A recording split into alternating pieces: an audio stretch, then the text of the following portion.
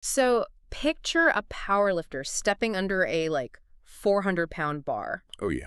Heavy. Right, really heavy. They step under it, they take this massive lung-expanding breath, and they lock their core down hard, and then they descend into the squat. Hmm. And in that exact fraction of a second, the very mechanism that is keeping their spine from just snapping in half, it's acting like a brutal battering ram against their pelvic floor. Yeah, it really is. It's wild to think about. It is, and that's what we are looking at today. We are exploring a massive biomechanical collision happening right inside the human body.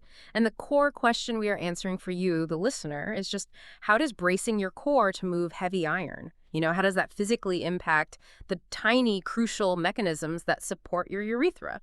It's a genuinely fascinating mechanical conflict, honestly, because you have these massive unyielding forces that are required to move external weight safely. Right. And they are colliding directly with delicate, highly sensitive anatomical structures that, they were never really designed to withstand that kind of localized pressure. No, definitely not. And this deep dive is completely fueled by an incredible stack of sources you provided for us. You sent over this brilliant mix of sports, biomechanics research, some tactical physical therapy guides, and really incredibly detailed urogynecology literature. A very cool mix of data, for sure. Yeah, totally. And we're going to weave all of that together today. Okay, let's unpack this. So I guess to understand why this collision happens in the first place, we really have to look at the architecture of the human torso. Okay.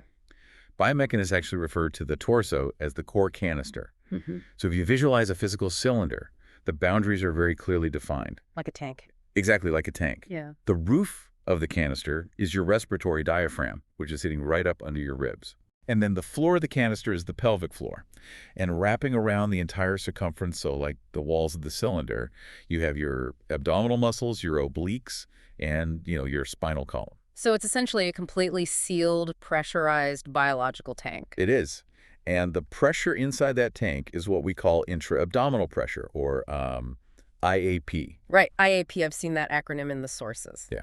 And when you just walk around or, sit at your desk, that pressure is relatively low. But when an athlete prepares to perform a maximum effort lift, they deliberately manipulate this canister using a technique called a brace. And that usually involves the Valsalva maneuver, right? Yeah, exactly, yeah. Because I see that at the gym all the time. It's when someone takes that massive gulp of air, their face turns totally red, and they just look like they're bearing down with everything they have before they unrack the weight. Yep, that is the Valsalva maneuver in action. Physiologically, what they're doing is taking a deep breath to drive the diaphragm down, and then they are forcefully trying to exhale against a closed glottis. So they're trapping it. Right, they literally shut their vocal cords so no air can escape. Right. So because the diaphragm is pushing down and the abdominal walls are flexing inward and the air is completely trapped, the internal pressure inside that canister absolutely skyrockets. Wait, I'm visualizing this right now, and it makes me think of an unopened soda can, like one of the sources mentioned. Oh, yeah, that's a great analogy. Right. If you take a full pressurized soda can and set it on the floor, it is incredibly structurally sound. Like you could carefully stand on it, and it would support your entire body weight without buckling. Exactly. But the second you pop the tab, release the gas and lose that internal pressure, the aluminum just becomes weak. You could crush the can with 2 fingers. So is that what IAP is basically doing for the spine? That is a brilliant way to conceptualize it. That pressurized state acts as an internal, rigid weight belt. The research in your sources demonstrates that this internal pressurization can actually reduce the compressive loads on the spinal discs by up to 40%. Wow, 40%? Yeah. Without it, the human spine would just simply buckle under heavy loads. But what's fascinating here is the sheer magnitude of the pressure required to achieve that spinal stability. We measure this pressure in millimeters of mercury, or MAHG. Right, so what kind of numbers are we talking about during an actual lift? Extreme spikes. So for context, a normal resting pressure might be in the single digits, maybe low teens. But during a heavy squat, that intra-abdominal pressure can easily exceed 200 millimeters G. 200.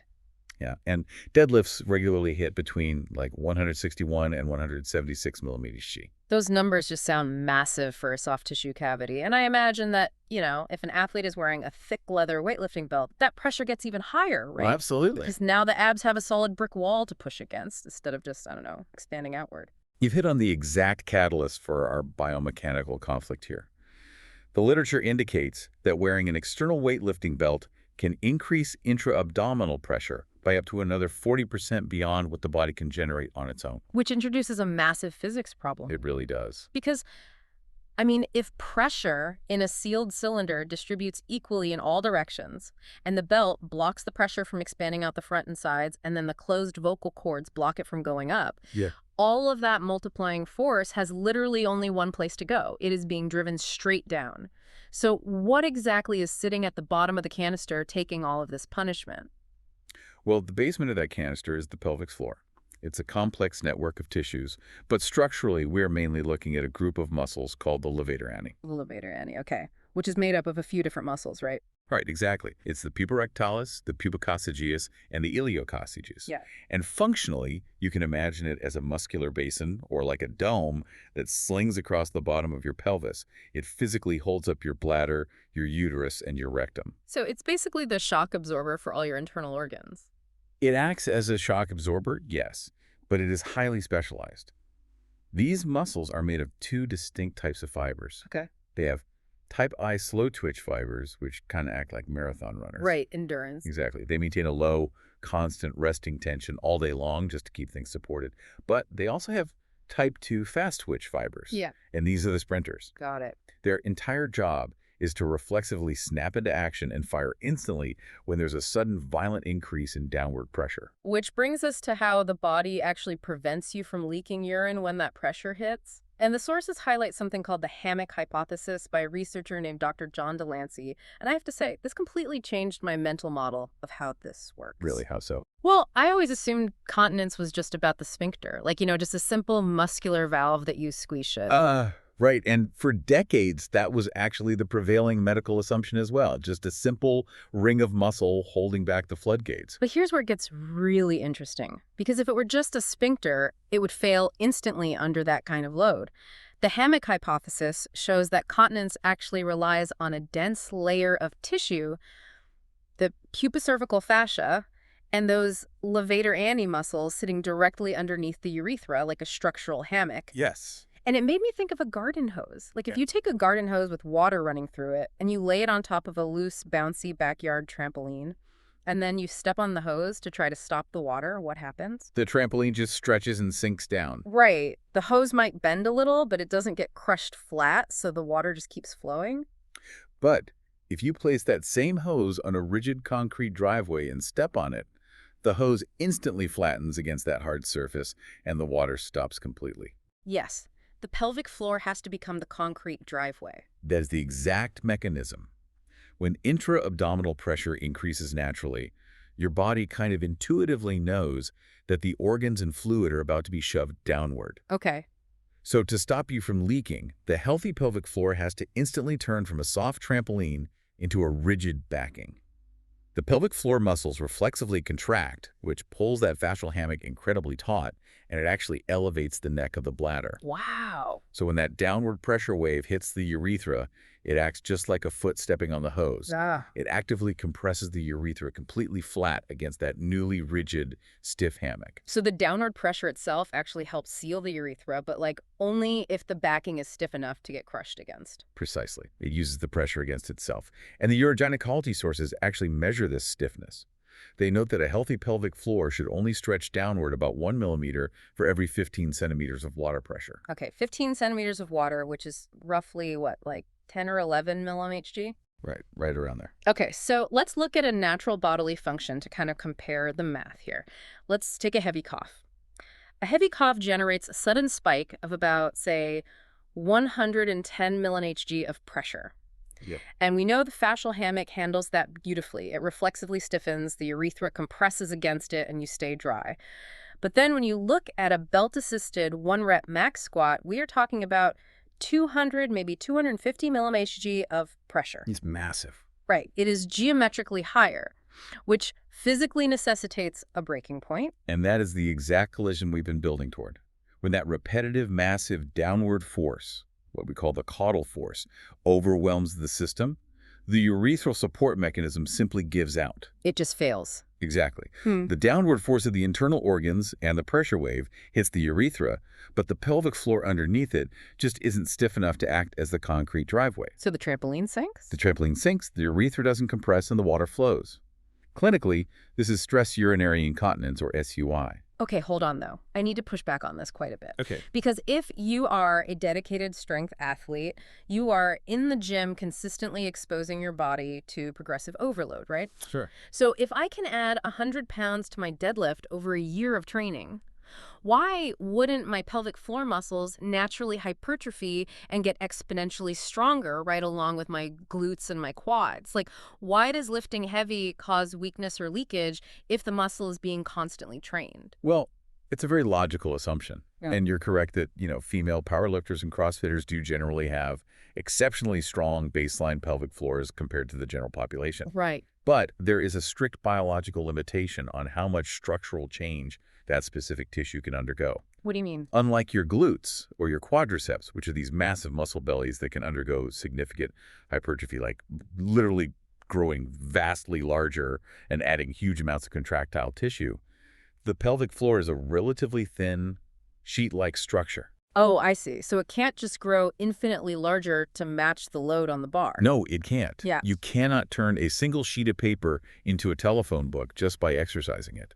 The sources indicate that even with vigorous targeted resistance training, a healthy striated muscle in the pelvic floor can really only increase its absolute functional strength by about 30%. Only 30%. Wow. That's a massive physiological bottleneck. It is. Now imagine an athlete whose baseline resting closure pressure of the urethra has slightly weakened. And this could be due to age, childbirth, genetic tissue laxity, or simply just the cumulative repetitive micro-trauma of intense athletics. Sure. If that athlete maximizes their pelvic floor training and achieves that 30% ceiling of improvement, that total resistance still might not be enough to combat the artificial 250 mmHg spikes generated during a max lift with a weight belt. Right, you're maxed out, but the weight keeps going up. Exactly. You simply cannot outstrengthen physics if the tissue's structural ceiling has been reached. Okay, so brute strength isn't the only variable here. If we hit that 30% ceiling, what else causes the system to fail on the gym floor? Well, this raises a really important question about timing. Like, what happens in the milliseconds before the pressure even hits? Okay. The diagnostic ultrasound findings in your sources actually reveal that neurological timing is arguably more critical than raw strength. Really? What are they seeing on the ultrasound? They can actually visualize the bladder neck in real time. And they found that for continence to hold under extreme load, the deep core muscles, specifically the transverse abdominis or the TRA and the pelvic floor muscles, they must co-contract simultaneously. At the exact same time. Yes. Or ideally, the pelvic floor muscles must actually fire a fraction of a second before the deep core. Oh, so they have to anticipate the pressure wave. The concrete driveway has to be poured and set before the footsteps on the hose. Exactly. That is a perfect way to put it. But in many female athletes who experience leakage under load, the ultrasound shows a micro delay in the activation of the pelvic floor muscles. A micro delay. Yeah, so they have the strength, but the neurological firing is just too slow. So if a lifter takes that massive breath, clamps their vocal cords, and brutally braces their abs, if that pressure wave travels down and hits the hammock even 1/100th of a second before the pelvic floor muscles have locked into place? Then the bladder neck is instantly forced downward instead of elevating. The trampoline gets blown out before it can even stiffen. It absolutely doesn't matter if those muscles can technically squat 400 pounds in theory. If they show up a millisecond late to the party, the valve stays open. Wow. And this actually directly connects to an ongoing debate in the fitness world about how athletes should actually be cueing their core during training, doesn't it? It does, yes. Because the literature highlights two entirely different strategies for trunk stabilization. They call them abdominal bracing and abdominal hollowing. And based on the physics of everything we just talked about, these cueing techniques have vastly different downstream effects on the pelvic organs. They do, and it creates a genuine biomechanical dilemma for the strength athlete. Mm. Let's look at abdominal bracing first. Okay. Bracing involves the intentional co-contraction of the massive global abdominal muscles, so your rectus abdominis, your obliques, along with the deep local muscles. As we established, this creates maximum intra-abdominal pressure. It turns the canister to steel. Right. And if you are doing a heavy yoke carry or a max deadlift, bracing is biologically essential to protect your spine from shear forces. But mechanically, it creates the most intense, unforgiving downward pressure directly onto the pelvic floor. So it basically saves your lumbar spine but violently punishes your urethral hammock. Unfortunately, yes. So what happens with abdominal hollowing then? Because I hear trainers cue this all the time as like, pull your belly button to your spine. That's a classic cue for it, yeah. Hollowing selectively targets the deep transverse abdominis and the mollificus muscles near the spine without really engaging the large, superficial global muscles nearly as much. Oh. And real-time ultrasound imaging shows that hollowing is phenomenal for teaching locomotor control. It is highly effective at coordinating the proper firing of the pelvic floor muscles and actually fixing that micro delay in timing we talked about. Okay, but if it fixes the timing, why don't powerlifters just hollow their stomachs when they lift? Yeah. Well, because hollowing does not provide anywhere near enough global intra-abdominal pressure to safely stabilize the spine during a maximum effort lift. Oh, right. Because you aren't engaging the big global muscles, you completely lose the rigid cylinder. Exactly. The soda can is essentially half empty. If we connect this to the bigger picture, you really see the true paradox here. To lift heavy weights safely and prevent a catastrophic spinal injury, the athlete absolutely must brace. They must intentionally generate dangerously high intra-abdominal pressure. Right. But to protect their pelvic floor from prolapse or continence failure, they need to somehow manage and mitigate that exact same pressure. So how do you solve a biomechanical catch-22 like that? I mean, the physical therapy sources do suggest a very practical approach, which is pressure management through breathing. Yes, that's a common strategy. Right. Therapists often recommend exhaling on exertion. So as you push the weight up, you forcibly blow air out. And this kind of bleeds pressure from the top of the canister, which significantly decreases that brutal caudal stress hitting the bladder. And that is excellent clinical advice for general fitness, hypertrophy work, or, some maximal lifting. Yeah. Exhaling absolutely protects the pelvic floor. Not. But, however, competitive powerlifters lifting 95% of their true max physically cannot exhale during the sticking point of a lift. They literally require the Valsalva maneuver. If they breathe out, they lose their internal weight belt and their spine takes the absolute brunt of the load. So for the elite lifter, what is the compromise? Do they just have to choose between their spine and their pelvic floor? Well, the compromise is developing elite neuromuscular control to modulate intra-abdominal pressure. Modulate it. Okay, right. It's the incredibly difficult skill of generating just enough pressure to safely stabilize the spine for the specific load on the bar without blindly maximizing the pressure and blowing past the structural threshold that their specific pelvic floor can withstand. So it's a dial, not a switch. Exactly. It's not about Sure. bracing at 100% effort every single time. It's about dialing the brace to match the exact requirements of the load. Wow. Okay, let's tie all these threads together. Core bracing is undeniably a phenomenal physiological tool. It allows you to purposefully weaponize intra-abdominal pressure to protect your spine, acting like a pressurized steel tank. Absolutely. But that stability comes at a steep biomechanical cost. All of that multiplying force is relentlessly directed downward, challenging the absolute biological limits of the urethral support hammock. And maintaining continence under a heavy barbell isn't just a matter of doing more Kegels to build raw strength, right? It is this intricate, lightning-fast dance of fascial stiffness, neurological reflex timing, and incredibly precise pressure modulation. It really is an incredible balancing act. So what does this all mean? Well, it leads us to a rather profound way to view the human body, actually. If we take a step back and look at the body not just as a mechanical system of levers, but as an evolutionary survival machine, its biological priorities become very, very clear. Okay, I'm intrigued. The central nervous system will always prioritize protecting the spinal cord from a catastrophic, potentially paralyzing injury over maintaining urinary continence. Oh, wow. That completely flips the script. Right. When you analyze it through an evolutionary lens, perhaps stress urinary incontinence during a 1-rep max isn't purely a failure of the pelvic floor or, a dysfunction. It's a choice. Exactly. Perhaps it is a calculated, instantaneous biomechanical triage by your brain. Faced with extreme overwhelming internal pressure, the nervous system actively chooses to sacrifice the structural integrity of the urinary hammock to ensure the spine has the rigid stabilization it needs to survive the lift. That is fascinating. The brain essentially makes an evolutionary trade-off. You know, a wet pair of shorts is infinitely more survivable than a broken back. That is just a staggering way to frame it. It really challenges you to think about how your own training forces your central nervous system to make these invisible split-second compromises every single time you step onto the platform. Like, are you actively building up the structural timing of that hammock to handle the load, or is your brain constantly playing triage just to keep your spine in one piece? It's a question every heavy lifter should probably ask themselves. Totally. Well, thank you for sharing such a rigorously detailed stack of sources with us. It really takes a complex gym floor issue and completely unravels the physics behind it. My pleasure. So, to you listening, keep questioning the mechanics of your own body, pay attention to how you brace on your next heavy set, and we'll catch you on the next deep dive.